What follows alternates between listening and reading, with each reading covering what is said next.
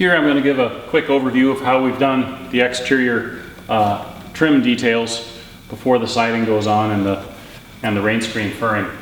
So the first thing that goes on once the window's been installed is our head flashing. The head flashing is taped securely and J-rollered. Once again, it's important to J-roller this part here. J-roller the top of the flashing to the Tyvek. We've also run a little tab of flashing down here to seal up this end. Our head flashing is installed so you've got a 1/4 inch, maybe a little more, sticking past wherever the edge of the J-trim is going to be. So you just need to measure and add on a little extra distance when you cut your head flashing so that your J-trim is covered, plus a little, just to allow for error. Over the window head, when the rain screen furring gets installed, we don't want to head this off. The vertical furring on whatever the screw pattern is what we want to see. We don't want to run the furring all the way down where it might show when the siding gets put on here over the top of the window. On the side of the window, when the rain screen furring gets installed, we want to see a very intentional 1/4 inch gap between the edge of the furring and the vinyl window frame.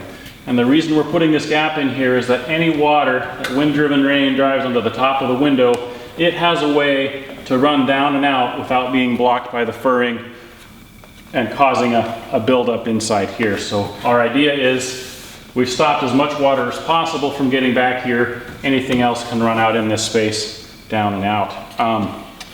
The J-trim that comes in after all of your furring has been installed, we've cut the slight angle on it that represents the angle of our head flashing.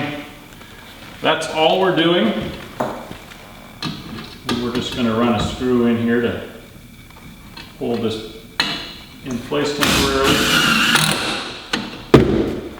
So we're tucked up nicely here. What's going to happen is that when the siding gets installed, it's going to have trouble getting around where this head flashing sticks out. So with a pair of offset pliers, we can go back in, cut a notch. I don't have the right offsets, but you'll get the idea here. Cut a notch, and then we'll fold our notch